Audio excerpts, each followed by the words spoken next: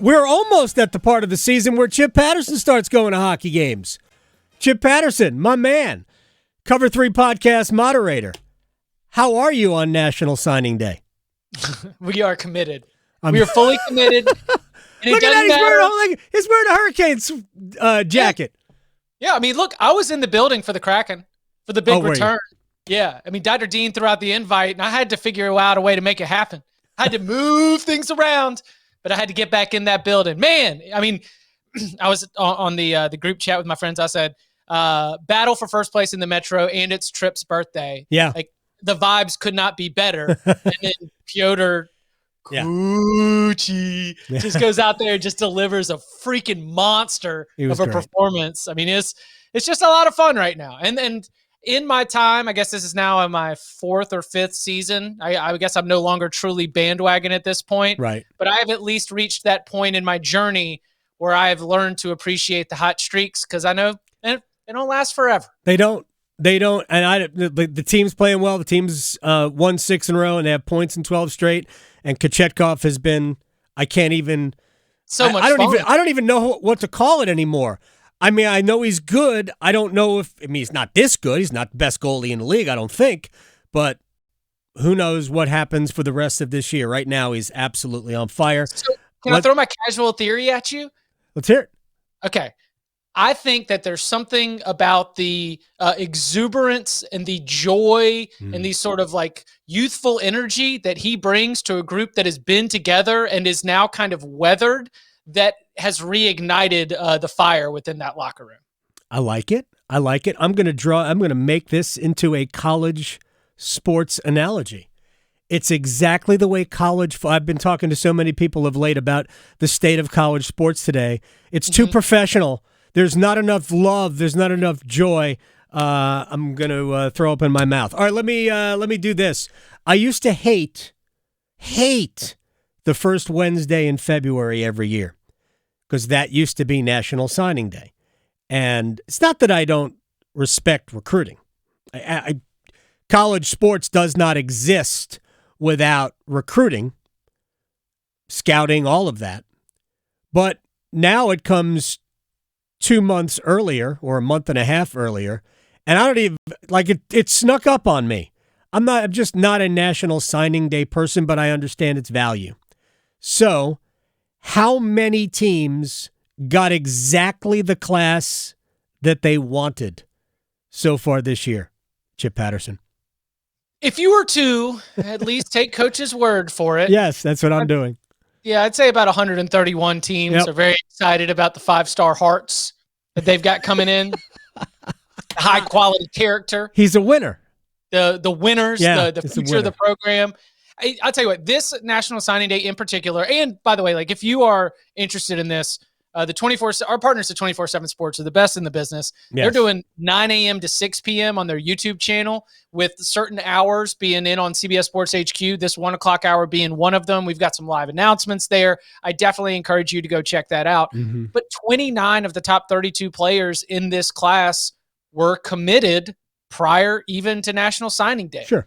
The true surprises are very, very few right now. In fact, the number one story that we are following is a player named Cormani McLean, who might not even sign today. Because remember, this is the early signing period, right, and it is not just today, but it might stretch out. For the most part, some of the best teams in the country are having boring days, and they're going to finish with some of the best classes in the country. There is a player named Damon Wilson who Georgia is in the running for. If he gets on board, then that makes a really, really strong class even stronger. Alabama had a few players that Hugh Freeze and Auburn were trying to poach, but they've been able to stay on board. They're sticking with the Crimson Tide. For the most part, it has been a drama-free process. And I think, listen, this is very much not reporting. This is very much me gleaning, but I think that the NIL aspect, which according to the NCAA, NIL cannot be a part of recruiting or inducements to high schoolers. Mm-hmm.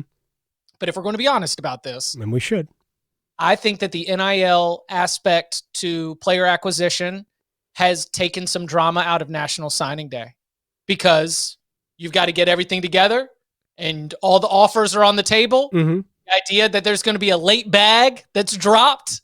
The idea that all of a sudden we finally pulled everything together to get that apartment for mom and dad in town.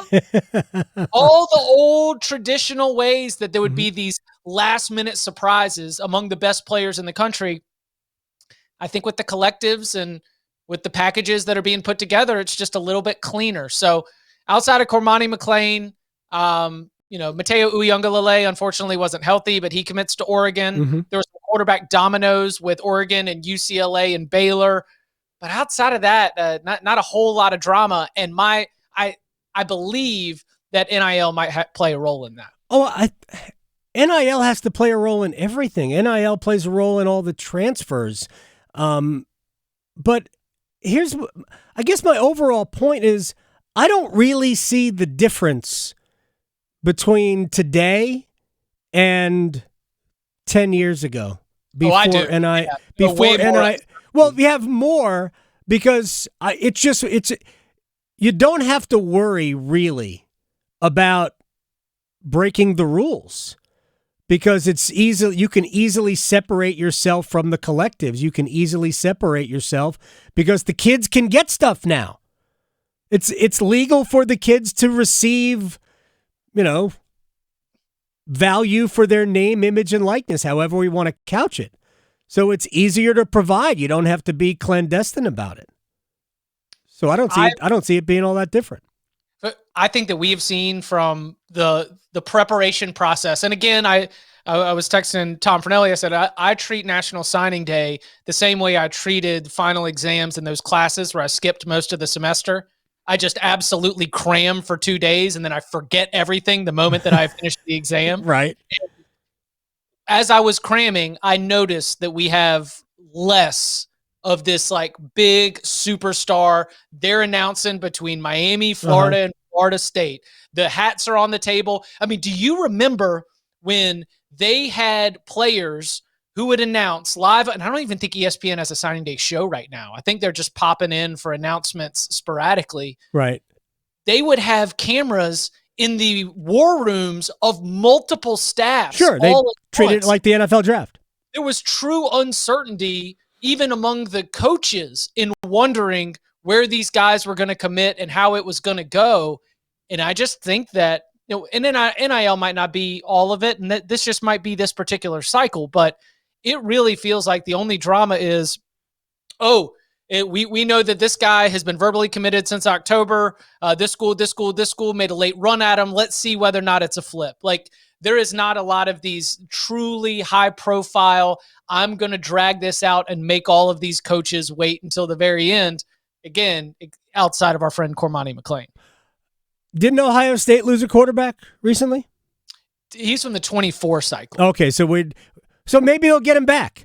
Maybe maybe Big Red Motors or something, or the guy who gave all the gold pants or bought the gold pants from Terrell Pryor. Maybe he'll come up with some cash and that kid will come back. I've been talking to so many people about their thoughts on name, image, and likeness of late, and I keep getting to the same point in that somehow the game is corrupted more now than it was then. Do you think the game is more corrupted now than it was then? I think that things are more reckless now, and I think that we are going to see some collectives fail. I think that we are going to see mismanagement. I think we are going to see poor investments, and I think that, depending on your stance on these issues, of which I do not always understand, I mean, it's a little bit of a let's let the market bear it out. Let's start to see the ones that are organized, the ones that make good investments. Those are going to be the ones that are ultimately successful in helping their favorite program win. People are getting turned off or upset by tons of money being thrown around, and I say let them throw around tons of money. Let them overspend on a player who's not going to be worth that, because then they will learn their lesson when they do not have the money to spend elsewhere, when all of a sudden the player ends up not panning out or transfers away. And then all of a sudden you're left with having put all of your eggs in one basket, and that basket has now been dropped off in Tuscaloosa, Alabama. I'm sorry. That's just the way these things work. But I don't think it's more corrupt. I do think that the Wild Wild West phrase that I think people use as like a scare tactic Yeah. is somewhat true, in that there are a lot of cowboys out here that are operating recklessly. And instead of me thinking that it needs to be contained, I say let them operate recklessly, because I don't think it's ultimately going to change what matters to me. And what matters to me is what happens on Saturdays in the fall, and the programs that are well organized, be that whether they have well organized collectives or not, the ones that have all their act together and are making smart investments, those are going to be the ones that win on Saturdays. I guess my general feel is that, first of all, the Wild Wild West is the knee-jerk, easy reaction to this. It's new, right? Right. And I mean, it is the new frontier. Anytime, well, I guess that is the Wild Wild West, the new frontier, where maybe we'll get a 51st state out of it. So because it's new and because we don't really know what's going to happen, we can go back to any point in, the evolution of college sports. So we don't know how this is going to react, but I've always thought, and I've said this 1,000 times probably, that it'll settle. It'll figure itself out. We don't need guidelines. We don't need rules. We don't need salary caps, which I can't even believe I'm listening to that. Or each team could only spend 20. Like, if you capped Auburn. Well, I like your dirty little secret from I was coming back from my kids' Christmas program at school, and you were talking about the salary cap and the Mets, and you said that where the most competitive balance is it's in baseball. More teams won in baseball than the other leagues. There is. It's close, but it's college football is similar to baseball. You have very, very different payrolls. And yes, you do. you can win, without spending a whole bunch of money. And like, more importantly, spending a bunch of money does not guarantee winning. Hello, Jimbo Fisher and Texas A&M. Right. I would actually argue that college football is more like the Premier League than it is Major League Baseball. No salary cap. Right? No, exactly. Right. No salary cap. And I say that we know going into each season in English football, we know who the best teams are going to be. They don't always have great years, right? Liverpool's year has not been great. Well, this is just a cheap way for me to get back to talking about Liverpool, Chip. But it's most like that. Maybe college football needs relegation. But here's the solution to it. Pay the players. The schools are making so much money, and not all schools do, right? Even within the same conferences, the schools do not make. Now, in the SEC, even Vanderbilt's making so much money, they could probably afford to pay all of their football players, if not all of their athletes. But in a conference like the Big 12 or the ACC, where the take per school is not nearly $100 million, because I think that's what it's going to be like in the SEC and the Big 10, then some of the schools, the Iowa States of the world, the Virginia Techs of the world, probably can't afford to pay all of their athletes. But the solution to all of the angst about a salary cap, we have to cap what these guys can earn. Like, the solution is then stop whining about it and agree to pay the players, because the sport's generating too much money. I don't think that's a solution, though. I like the idea, and my proposal, I think, as we've discussed before, is that the conferences get in the NIL business, because it is literally the images and the likeness of the players that lead to those media rights contracts. Right. Like, it is those athletes out there that the media companies are paying millions and millions and millions of dollars for, that leads to these big checks and these big payouts. So give them a piece of that pie, and that'll raise the pay them out of that. That's right. That's what I'm saying. That raises the floor. So every single athlete is going to get paid out of that pot.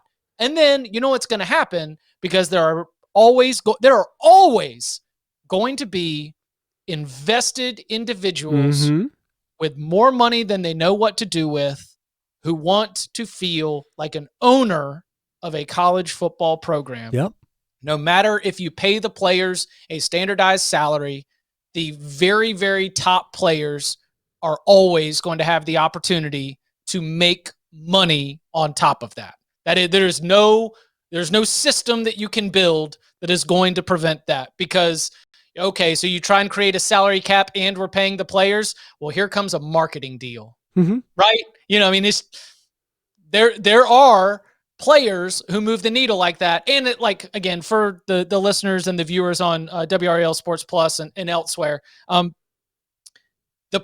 most college football players are not making the money that might be assigned to their name on a database right through NIL. The very, very top players might be making more. We're only talking about like 12, 24, 30 guys. And it is much more of routine, walk around, the kind of money as if you had a second job, because guess what? College football is a job for the 18 to 22-year-olds who are involved for it. So I don't get panicky about it. The numbers are going through the roof for the very best players. But the people that I've talked to who have connections to collectives indicate that at least the ones I talk to are the smart ones. And they say, like, no, we're not, players come to us and they're like, okay, so this is, I hear this is what I'm worth. So what you got? I say, no. That's not what our valuation is. Right. Feel free to take that to the transfer portal. Feel free to see if you can go get that somewhere. But you can make more money going to a program that can develop you to make sure you get to the NFL than you can hitting a quick lick on an NIL deal as a college athlete. So make your decisions based on, if you are one of the rare few who has NFL talent, go somewhere where you can get to the NFL. I hear Colorado is hiring. All right, well, I want to talk about Deion in Colorado. I want to talk to you about Devin Leary. And I have a proposal for college football that you may like or you may hate, Chip Patterson. We'll talk about that when we come back. There are two things before I have my own proposal for. Were you just dancing? I mean, I was dancing. I played that specially for Chip. All right, Devin Leary to Kentucky. Is this a good spot for him? Well, Will Levis didn't have a great season at Kentucky this year, but he's still going to go high in the NFL draft, so sure. No, look, here's what's actually exciting about this.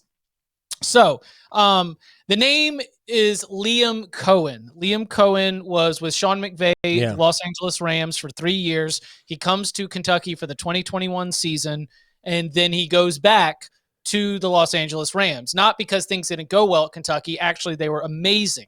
In 2020, Kentucky is 14th in the SEC. That's dead last in the SEC in total offense. They are 13th, next to dead last, in scoring. Then Liam Cohen arrives, and in 2021, they jump up to top 5 in both of those categories. Right. Liam Cohen goes back to the Rams. Guess where Kentucky is? 13th and 14th in total offense and scoring. So Kentucky head coach Mark Stoops, he fires the offensive coordinator who he had to replace Liam Cohen. And multiple reports on both the college side and the NFL side indicate that Liam Cohen is going back to Kentucky. Was he a yo-yo? As of, well, I mean, this season for the Rams hasn't been awesome. Right? I know, but I mean, just injuries and just the normal Super Bowl. I mean, you play a lot of football. I get it. It's fine. So as of the media availability heading into the Packers game, the word from Liam Cohen was, nothing's done yet. That's a conversation Kentucky and I will have at the end of the year. Sean McVay is out here is like, if that does happen, I will totally support him and be very happy for him. Oh, so it's going to happen. Yeah, thank you. So we're trying not to be disrespectful to the Rams, whose season is already, womp. But Liam Cohen is a very good offensive coordinator who's done very good things for quarterbacks. So that is the most important thing to me about Devin Leary, is that he's not just going to Kentucky, but he's going to Kentucky to link up with an offensive coordinator with a lot of NFL experience and success. I mean, Kentucky has only had 3 top 25 finishes in the final AP poll since 1990, and Liam Cohen was the offensive coordinator for one of those, one of just 2 10-win seasons under Mark Stoops. All of that is why they're very, very excited. Devin Leary was the number 1 quarterback available in the transfer portal, and Kentucky got him. I think Liam Cohen's a big part of it. If Devin Leary has a full season of health, starts every single game in a season, again, something that's only happened just once, he is going to be a high NFL draft pick after his last year with Kentucky. All right. Now, Deion Sanders and the University of Colorado. What is the impact, do you think, what has that impact been on recruiting? Is there like a conveyor belt? Are we like Lucy and Ethel in the candy factory, that they're coming in and out so fast that we can't really keep track? Not quite like that, because for the first signing class, it's going to be a little bit slower. It's going to be players that for the most part are not going to be the instant impact stars. But Oregon and Utah and some of these Pac-12 schools that had players that were maybe the fifth or sixth best player in their class, they're losing. Not a lot of them, but he is putting a dent in his Pac-12 rivals in being able to pick off valuable members of their recruiting class and flip them to Colorado right away. When it comes to the transfer portal, we'll see. Buzz right now is that Travis Hunter, the superstar wide receiver, cornerback, everything athlete, who, remember, he flipped from Florida State to Jackson State on this very National Signing Day last year. I kind of think he might go to Georgia. But then again, we're also hearing that Cormani McClain, the top 10 player who I was telling you about, who said he won't sign today, that he has been in touch with Deion. So that could be the big shake-up signing day story. Miami, after stealing him away from Florida, then loses him to Deion. What I have heard from recruiting insiders is that, and this is so unique because none of the high school athletes remember Deion Sanders, but the man has such charisma and does such a job of making a connection that when Deion gets on the phone with these guys, he wins them over. He's also honest. And look, you could say what we want about Deion. He's blunt, but he seems to be honest about what's up and what he's trying to do and what he thinks they can do. The kids might not know who Deion Sanders is. Their parents do. Exactly. Their parents do. Dad definitely knows who Primetime is. So I remember we talked to Trey Oliver, head coach of Central, last week about the game, and I asked him a question about matching wits with Deion. And I know I am assigning this. We weren't on video, so I couldn't see him. But he paused, and it almost, I could hear the eye roll about matching wits with Deion. I have no idea if Deion is a really good coach or not. Jackson State was certainly a very good team. They had very good players. And it took everything that Central had, including some plays they probably drew up during the week, to figure a way out of that one. But I don't know. Is Deion, based on what you've been able to discern, is Deion a good coach? Yes. College football does not require you to be a good X's and O's coach. Right. I mean, you do not need to be the master schemer. And in fact, one of the most important things I think a head coach can do is delegate.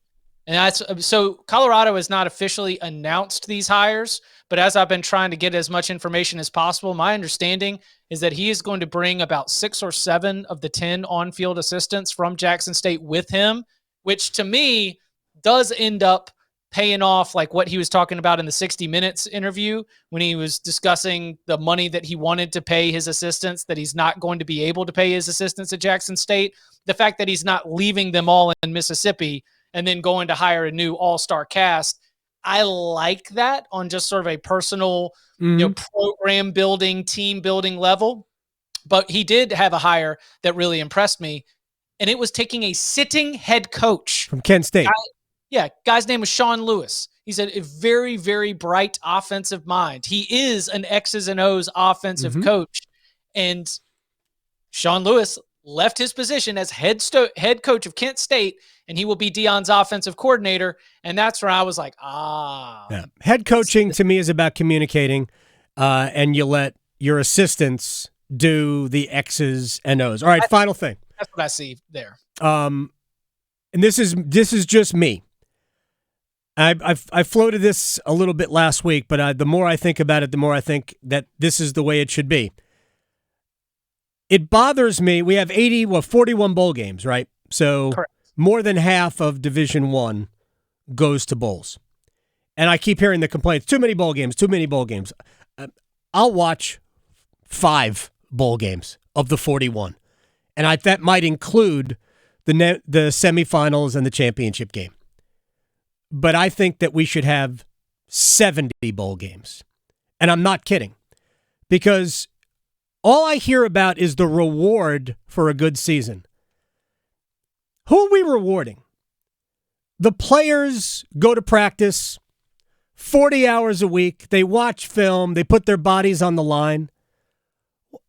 If you go 5-7, why aren't you rewarded? What are we? We selectively decide when we should reward athletes. We selectively decide who's good, who's not. So they didn't have a good season in terms of wins and losses. That doesn't mean they didn't put as much effort into it as the other team. And couldn't those teams also benefit from the extra practices that you're allowed? I just don't understand why we stigmatize. I don't care what your record is. You finish the season, I say you go to a bowl game. Oh, participation trophies gold. I don't care. Oh, people can miss me with that participation trophy crap. God, there's nothing worse than that. So there's a couple sizes. Number one, I don't think there's too many bowl games, but at the same time, I do like the idea of having a line in the sand for bowl eligibility.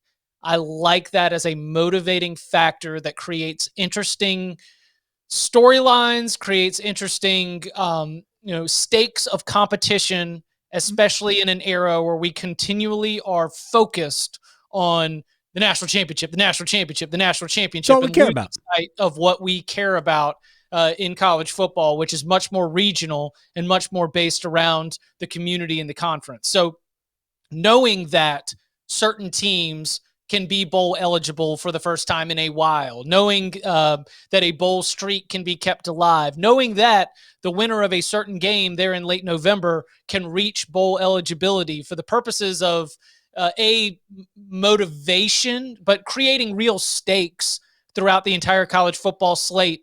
I like the idea of bowl eligibility. Also, just because you're bowl eligible doesn't mean that you're going to be selected for a bowl. I will point does your now. Well, this season it does. I mean, Rice got in with 5-7 because they're nerds and they all had good grades.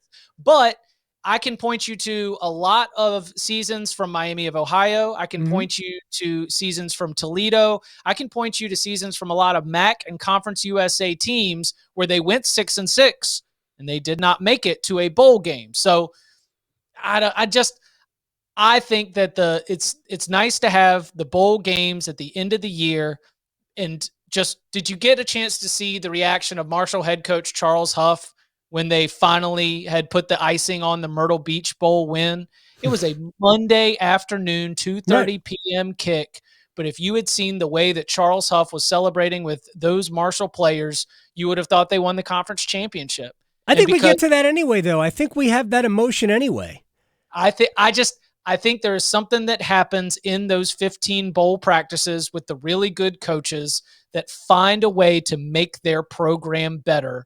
And I don't know, it doesn't always work out that way, but I think there's been enough good that's come out of bowl season that I kind of like the fact that it's special and that it is not something that every single team participates in. I mean, we could debate whether or not 41 bowl games out of 130 some odd Division I schools makes a bowl game special. I mean, I think the same people that say, there's too many bowl games don't think 2 6-6 teams going to a bowl is special. I mean, look, it just bothers me because the same effort is expended, whether you're playing for a team that's 4-8 versus you're playing for a team that's 8-4. And if we get to a point in the season where this win makes you bowl eligible and it's a big deal, and I understand why it's a big deal, then what happens after that when it's early November and you've won your 6th game and you're not playing for a conference championship and you're not playing for anything higher? Does that diminish the rest of the season? Well, we were bowl eligible, so Well, I mean, if you don't have a good hold on your locker room, maybe. I mean, so much of this to me is a reflection of a coaching staff and a reflection of what you were able to communicate to your players in terms of why you want to go and compete. I heard a coach talk in the last week and a half about being able to drive that home as the message of one of these quote unquote meaningless bowl games. That, listen, if you are a real competitor at this level, then you should take honor and pride in the ability to go and compete. We don't get a whole lot of these. And so let's go out there and, let's stand up for ourselves. Let's stand up for our teammates and our program. And when I heard that coming from a coach and then that team went on to win, I was like, oh, well, there you go. I think coaching matters. I think every player on every team should have the right to opt out of a bowl game. That's all you want. Everybody. I don't care. Your team was 2-10. You have the right to say, I'm not playing because I'm going to the NFL draft. You have the right to do that. Like the college football, beginnings, bowl games are exhibitions. Exhibitions are based on invitations, and you don't want to invite stinky teams to your bowl game. But you invite who's left. You're not going to invite the stinky teams to your bowl game. I mean, I'm trying to think of a really bad band. Trying to put on an exhibition. We are boxing promoters, and we want to get the best possible fight for entertainment value. And if you stink, the fight's not going to go very long. Chip Patterson, you're the best, man. I'll see you at a Hurricanes game soon.